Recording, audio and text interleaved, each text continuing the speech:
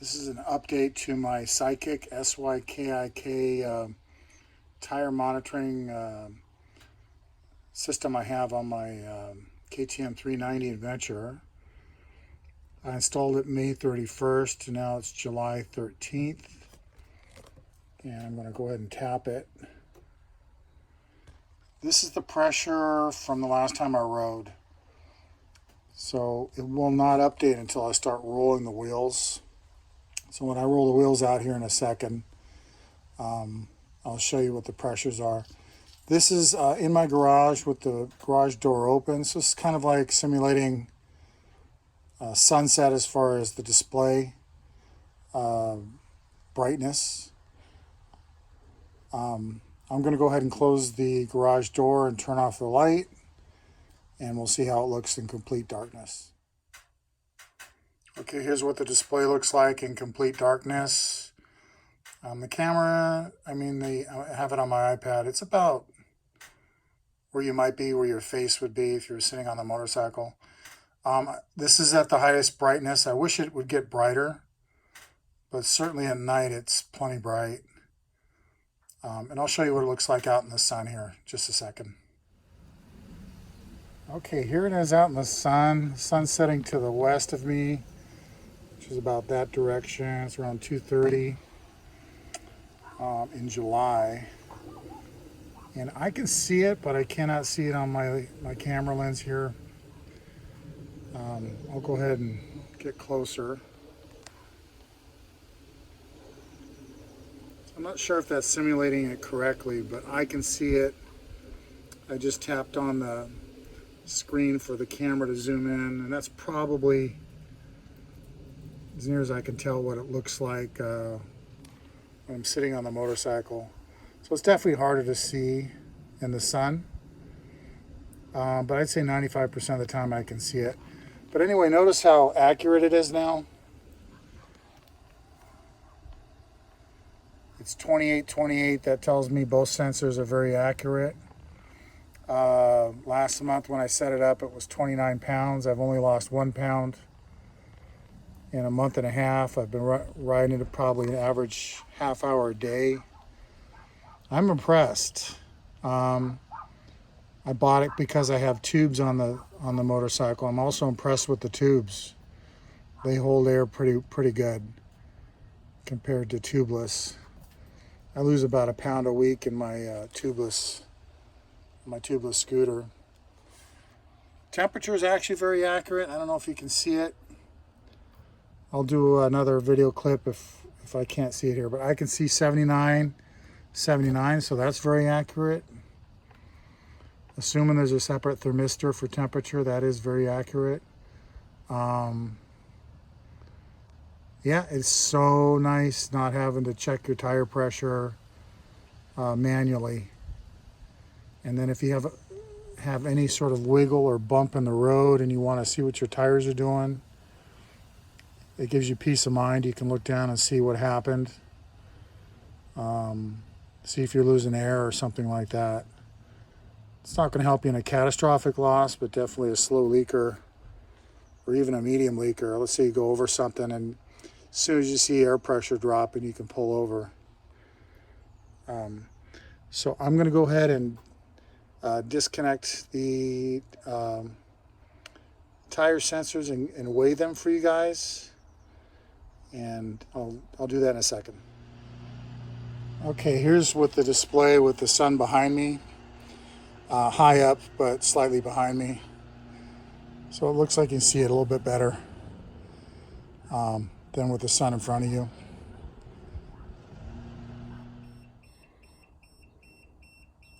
Okay, so I disconnected the sensor on the front, and just showing you, it did stop beeping, but it's not very loud, and there's a red indicator here as well. So the alarm and the red indicator, I'm not going to hear those when I'm on the road with a helmet, with earplugs. So I wouldn't rely on that. But like I said, you can always glance down on it if you think, you know, something's happening with your tires. That's the best benefit here. Okay, I'm going to weigh this on my scale. It's still pretty much at the very low limit of this scale. So I'm going to start with 0, take these off.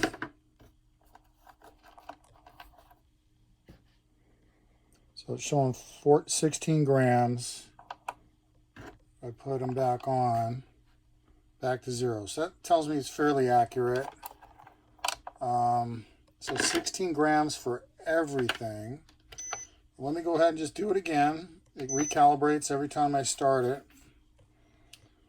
We're in grams. So let me put everything back on.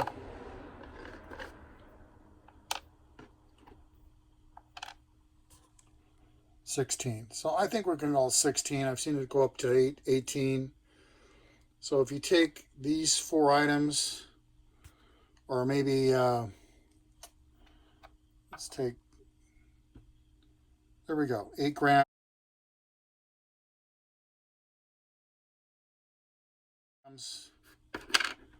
for one sensor with one lock nut,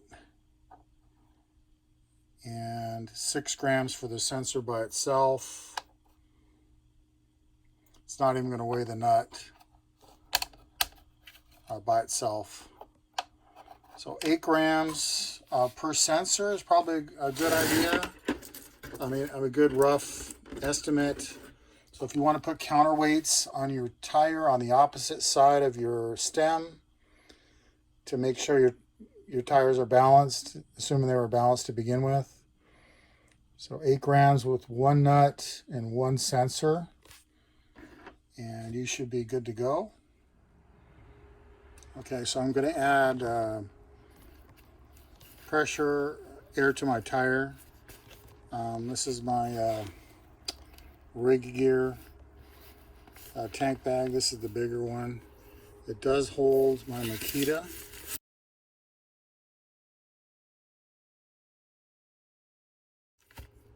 With the medium-sized battery, I think it's 4 amp hours, and it fits in here just perfect.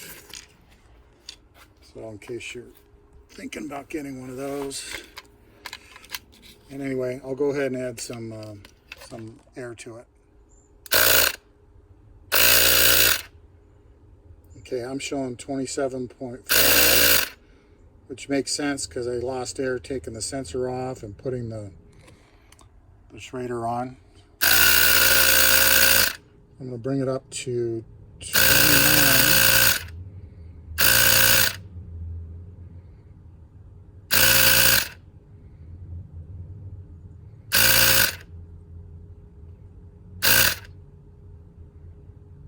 Okay, I'll leave it right up there. Okay, so that's the rear. Obviously I lost some air taking the sensor off. I ended up having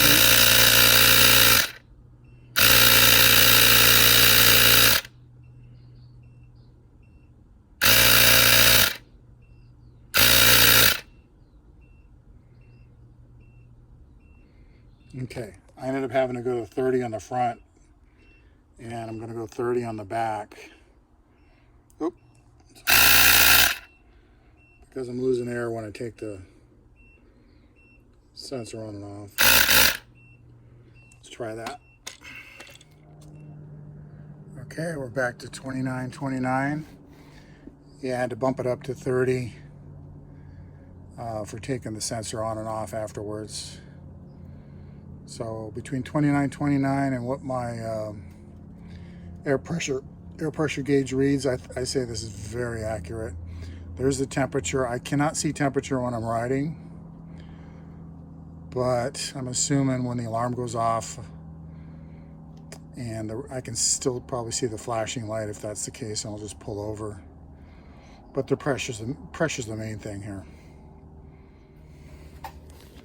One other thing I want to point out is, if you look at the That indicator in between the temperature sensors. That's the battery, so I'm at 2/3. So there's 3 marks. It's down 1 mark. That is amazing.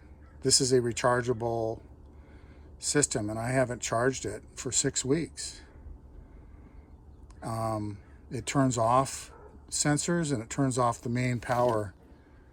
That's why I tapped it. It's not a touch sensitive, it's just a vibration sensitive device. It's amazing how it conserves energy. But when you're riding, it's live. So like I said, I probably had a half hour, maybe average per day for 6 weeks. Pretty good. So here's the box. I showed this in my other video. I'll leave a link below if I can get a link for it. I think it's called, yeah, that's an I, Sykik. It's not a T. It's amazing. You don't have to worry about your tire pressure anymore. You don't have to take your cap off and put a tire pressure gauge on it and lose air just to see what your tire pressure is every week or more often, or if you don't check it, you're worried about it. So it saves time. I think this was around 60 bucks, maybe 60 to 70, somewhere between 50 and 70. That's all I remember. This is 2023 summer. Greatest thing I've ever purchased for saving time and worrying and mental worry about your tires. Does not alert you very well when you're riding, but you can always glance at it if you think something's a little squirrely. So I guess they make other ones that have Bluetooth that can go in your ear, you know, and give you more of an emergency type indication. But I don't know about that Bluetooth stuff. Sometimes it doesn't work. So anyway, I hope this helps, and thank you for watching. So here's how I charge it. It's charging right now. This is the cable that comes with it. I forget, that's a micro. I think it's a micro USB to USB, and I just use these bricks. You know, this brick is. I'll put a link below. Very handy, and I've got several of them. I just rotate them out. They're not too small, but yet they're not too big. I can actually carry this in my pocket. It's a little big, but it does fit. And I use these bricks because you don't have to plug in a cord, leave it in your garage. So I use those bricks for everything. I have one under the seat. Plug in a camera on the back for my dash cam, rear view dash cam. I use a chest mount, so I have one of those bricks in my pocket for my chest mount camera, because the camera I have is like the cheapest camera you can get. It doesn't have motion stabilization on it, but if you have it on your chest, you don't really need it. So anyway, that's how I charge things. They come in handy. I just wanted to add a couple more things. This tire monitor is designed for metal stems. So there's another model that's for rubber stems, and that I'll leave that link below. I think you have to put it inside the tire, not sure, but otherwise you get extra wear on a rubber stem because of the weight of the sensor. So just keep that in mind. And also, these sensors are considered sealed, so you should be able to put tire sealant in them without in the tire without damaging the actual sensor. That's according to their website. If you look under the questions and answers section, it's about the 4th or 5th page into that. They also contacted me direct. I posed a question to them direct, so should work with sealant. Anyway, good luck. Thanks for watching.